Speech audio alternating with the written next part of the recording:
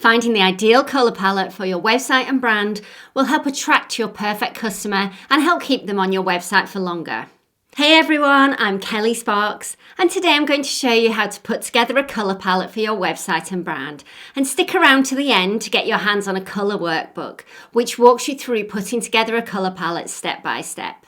The best colour schemes are visually harmonious, which means that all of the colours work well together in the correct proportion. You can identify a harmonious colour combination by using the following scheme: monochromatic, analogous, complementary, split complementary, triadic and tetradic. And before you get worried, as I know all of these sound very technical, I'm going to go through each one in turn and talk to you about how they could work for your brand. I like to come up with my colour schemes by first thinking about the colours that work psychologically for the brand. And if you haven't done that yet, then I suggest you check out my other colour video linked above. And then I refine them by choosing one of the 6 different colour schemes from the colour wheel. The first is a monochromatic colour scheme, which is different tones, tints or shades of just one colour. So only one colour throughout the website. This scheme creates a versatile, cohesive and calming colour scheme.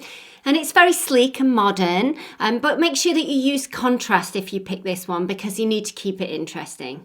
Next, let's look at the analogous colour scheme, which is 3 adjacent colours on the wheel. This creates a serene and calming colour scheme, which is perfect for businesses where balance and peace and tranquility are super important. Things like spas or organic products or yoga studios. Choosing one of those colours to dominate, usually the middle one, with the other 2 as accents, will stop this scheme from appearing dull. Next, the complementary colour scheme, which uses opposite colours on the wheel. It creates an eye-catching, dramatic and high-energy scheme. But if you choose one colour to dominate and then the other as an accent, then it will reduce the tension. Next, the split complementary colour scheme, which uses 3 colours. And what you do is you choose the first one and then use the colours either side of the complement. So the one that we just talked about, the 2 colours either side of the one directly opposite. And this has the same strong visual contrast as the complementary theme, but it has less tension in it, and it's a really great choice for beginners as it's quite hard to get wrong.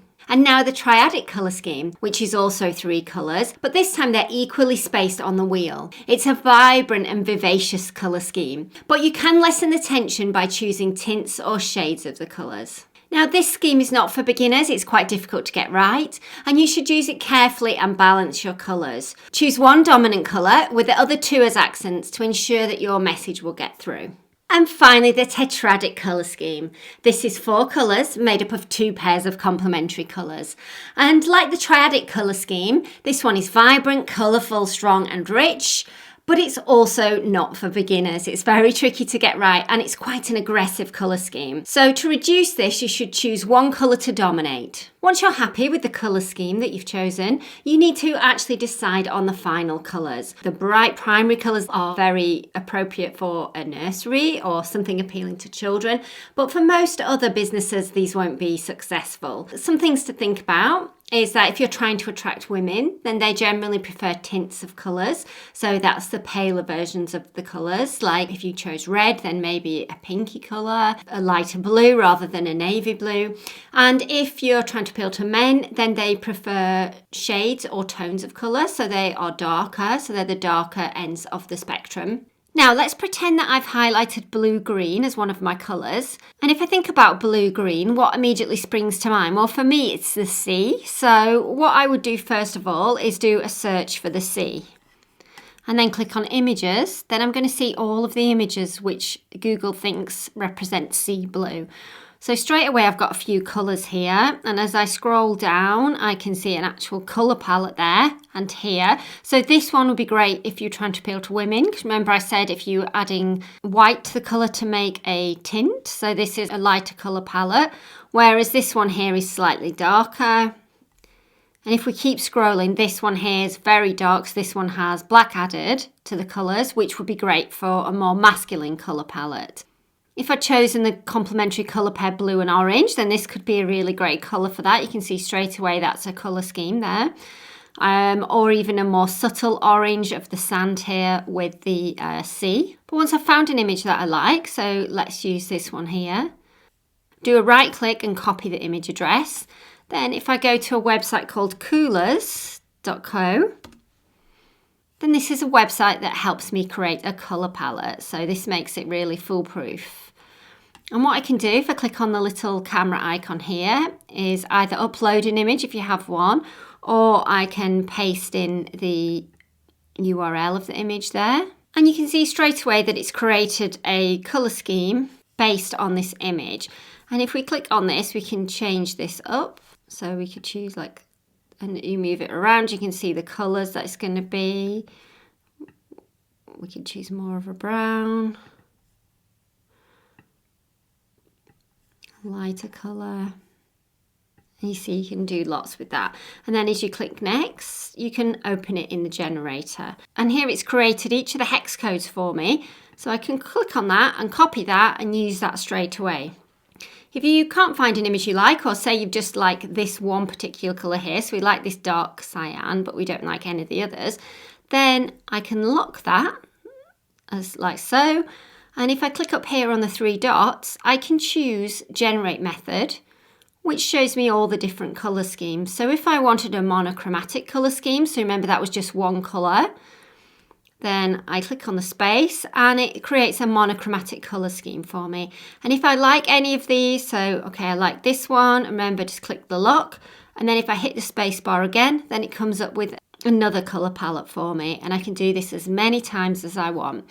And then if I change this to a different type of colour scheme, so if we do the analogous, which if you remember is 3 colours next to each other on the colour wheel, then it's going to find, so we've got a blue green there, we've got a turquoisey here, and we've got quite a green and a blue there. So we've got the three different colours. If you only wanted 3 colours, you can see here it's created 5. If you only wanted 4 or 3, then you can just click on the cross to remove the colour, and then it's just going to find 3 colours for you. Another great thing about this is that you can view shades. So if I click on there, I can see this is all the different shades of this dark blue here. So that's the colour that I'm on now, but I could go right up here, or could pick one that's quite in the middle, this blue jeans one. And you see they're all still working with these colours. And I can use these different shades all around my website. And once you're happy, then you just need to copy these colour values here into your favourite notes app, or you can also save it if you have an account with Coolors, or you can create one, it's for free.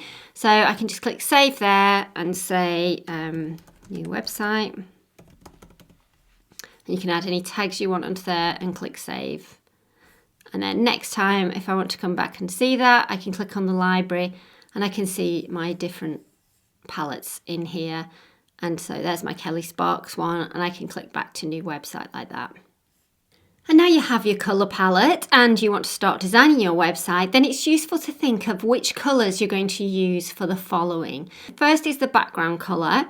So this is the background of your whole website. So it's usually white or a light colour, but if you prefer, you could have a dark background with light text on it if you want more of a dark website. But rather than using white, I tend to go for the very lightest version of my colours. So if I go back here, say I wanted to use this beige, I could click that and go to this one, baby powder, and you can see it's kind of white. This is a white background, but it's just a bit softer if you don't want to go for white. And the same with black. You don't really want to use black on your website unless you're a luxury brand. Next is the body text. So this is the text throughout your website, and it needs to stand out on the background you've chosen. So it has to be very dark if it's a pale coloured background, or a very light colour like white on a dark colour background. If you have a pale background, then a dark grey works really well. Much better than black. Only use black if you're a luxury brand. Otherwise, it can just throw your whole website off and it can cheapen your brand. And the third colour that you need to think about is accent colour.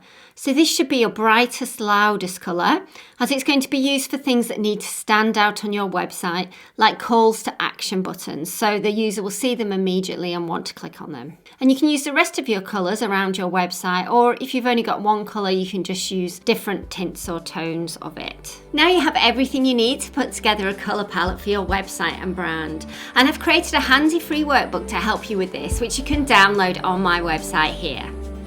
I release a video every Thursday and we'll be creating more on branding and websites. So make sure you like and subscribe, and I will see you soon.